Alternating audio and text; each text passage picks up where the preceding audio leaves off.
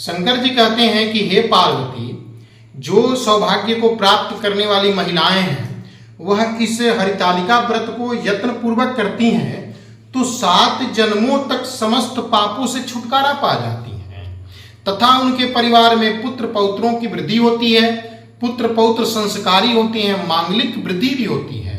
शंकर जी कहते हैं कि हे पार्वती, जो स्त्री इस हरितालिका व्रत को नहीं करती हैं वह अनेक प्रकार की दुखों कष्टों को भोगने वाली होती हैं और अंत में नरक को प्राप्त करती हैं, अनंत कष्ट को पाती हैं।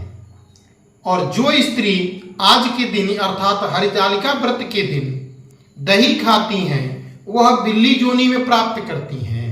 जो स्त्री आज के दिन मिथ्या बोलती हैं, अनेक प्रकार के अनर्गल भाषण करती हैं, वह महिला लड़ाकू होती हैं, झगड़े झंझट करने वाली होती हैं।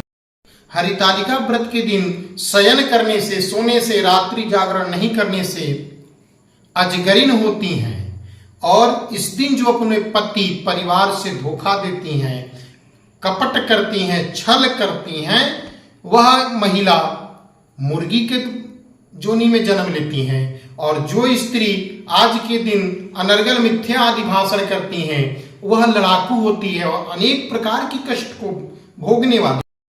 शंकर जी कहते हैं कि हे पार्वती, हरितालिका व्रत के दिन जो महिला, जो स्त्री अन्न खाती हैं वह सुकरी में जन्म लेती हैं, जो दूध पान करती हैं वह सांपिन बनती हैं, जो अन्न आदि दूसरी भक्षण करती है मक्खी जोनी में जन्म लेती हैं। साथ ही हरितालिका व्रत के दिन जो महिला मांस आदि भक्षण करती हैं ऐसी महिला बाघिनी योनि में जन्म लेती हैं और कई जन्मों तक कुजोनी में उनकी जन्म होती रहती है।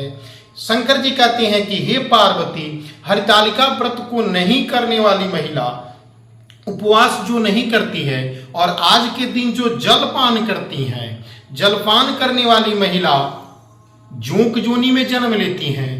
तथा हे पार्वती, हरितालिका व्रत के दिन जो महिला मिठाई खाती है वह चीटी जोनी में जन्म लेती हैं, जो महिला फल खाती हैं वो बंदरिया योनि में जन्म लेती है।